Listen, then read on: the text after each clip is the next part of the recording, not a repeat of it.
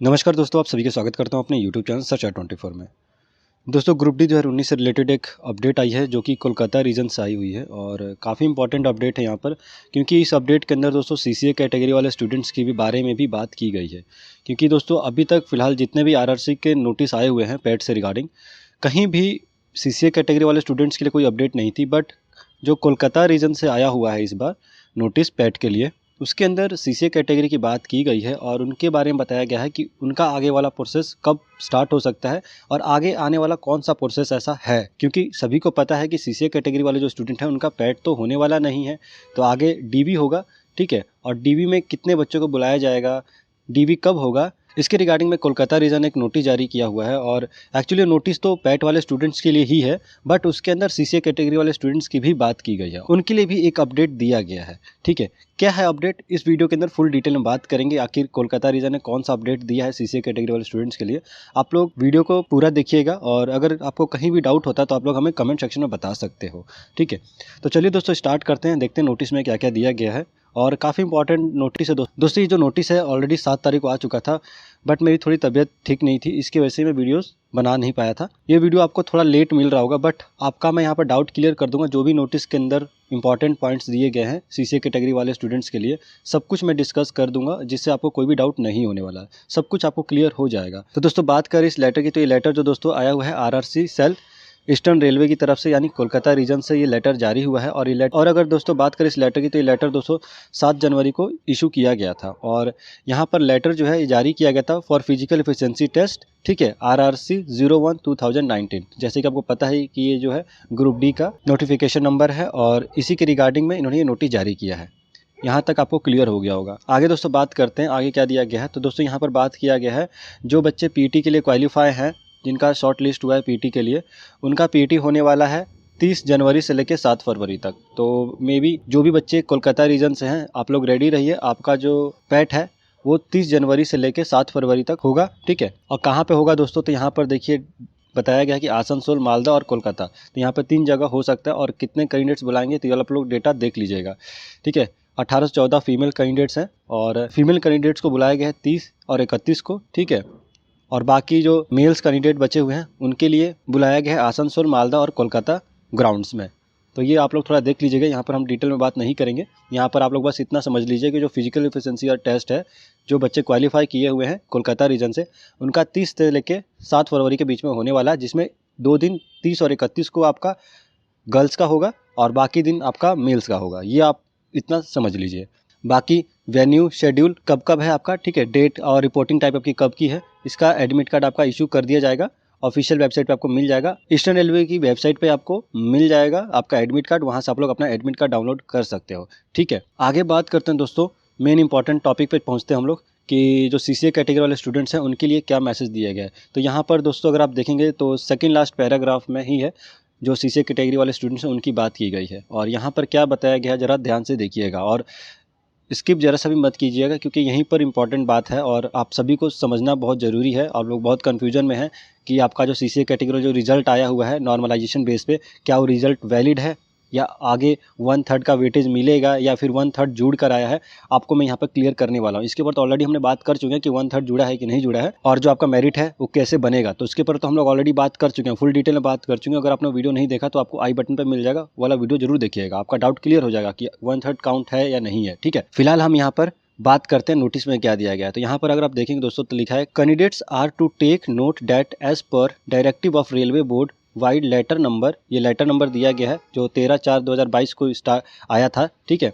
उसमें बताया गया था कि course completed act apprentice CCA trend in railway establishment and PWD candidates, para number ये दिया गया है, जो आपका नोटिफिकेशन था ग्रुप डी का उसके अंदर पैरा नंबर दिया गया था। इन्होंने ये बोला है कि इस लेटर के तहत, जो ये लेटर जारी हुआ था 13/4/2022 को लेटर जो जारी हुआ था, इसमें बताया गया था कि जो सीसीए कैटेगरी वाले जो स्टूडेंट्स हैं उनका पैट नहीं होगा, उनका फिजिकल एफिशिएंसी टेस्ट नहीं होगा, इस लेटर में ऐसा बताया गया था। और उन्होंने ये भी बोला था कि आपको NSA का वेटेज भी दिया जाएगा।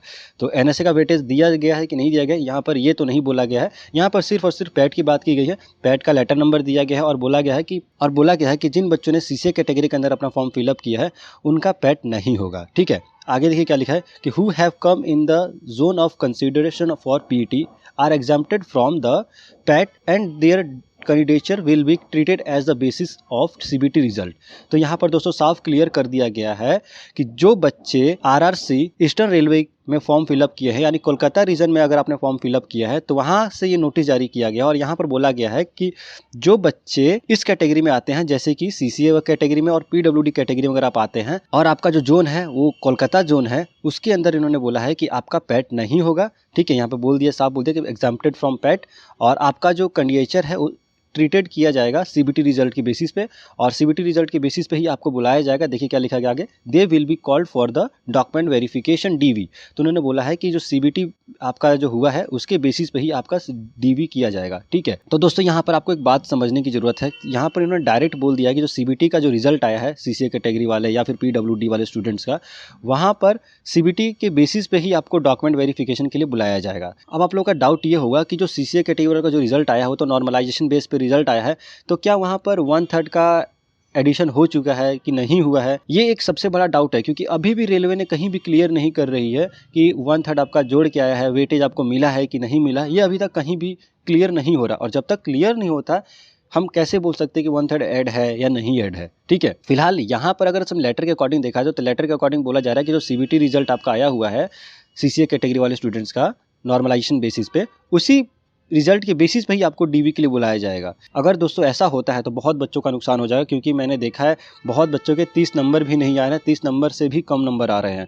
तो जिनके 30 से कम नंबर आ रहे हैं और सीबीटी बेसिस पे ही डीवी के लिए बुला दिया जाएगा तो बहुत ही ज़्यादा नुकसान होने वाला उन बच्चों को। ठीक है, आगे देखिए क्या बोला गया है, they came in the zone of consideration as per merit in the ratio of 1:1।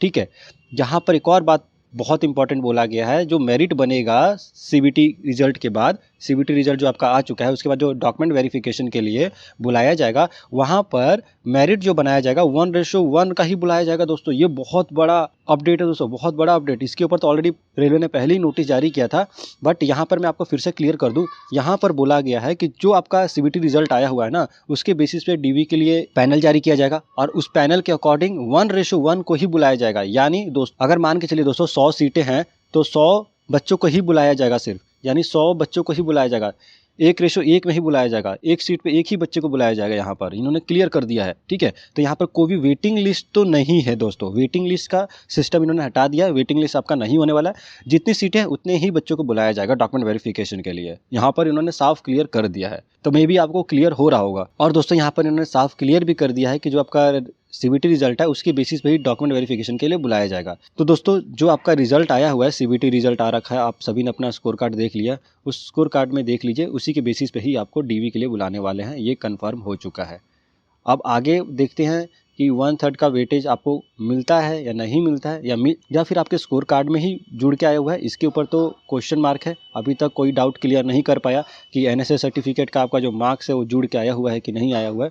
और जब तक इसे क्लियर नहीं किया जाता है तब तक बहुत बड़ा डाउट रहेगा।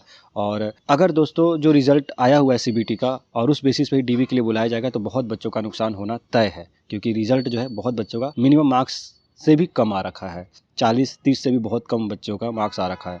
फिलहाल दोस्तों ये जो अपडेट था सीसीए कैटेगरी वाले स्टूडेंट और पीडब्ल्यूडी स्टूडेंट्स को लिए बहुत इंपॉर्टेंट था, और नोटिस के अंदर जो भी इंपॉर्टेंट चीज़ें थी वो सब कुछ मैंने डिस्कस कर दिया है, मैंने कोई भी पॉइंट छोड़ा नहीं है। और अगर फिर भी अगर आपको कोई डाउट होता है तो आप लोग मुझे कमेंट सेक्शन में बता सकते हो या फिर टेलीग्राम पे बता सकते हो। टेलीग्राम का जो लिंक है डिस्क्रिप्शन में दिया है, वहाँ से जाइए, टेलीग्राम ग्रुप में ज्वाइन होइए, वहाँ पर जाकर आप लोग मुझे मैसेज कर सकते हैं, या फिर आप लोग मुझे इंस्टाग्राम पे भी फॉलो कर सकते हैं। इंस्टाग्राम की आईडी भी डिस्क्रिप्शन में दी है, वहाँ भी अगर आप लोग मुझे मैसेज करते हैं इंस्टाग्राम पे तो मैं वहाँ पे भी डायरेक्ट आपको रिप्लाई दे दूँगा। फिलहाल दोस्तों इस वीडियो को हम लोग यहीं पर एंड करते हैं, मिलते हैं नेक्स्ट वीडियो में, तब तक जय हिंद जय भारत।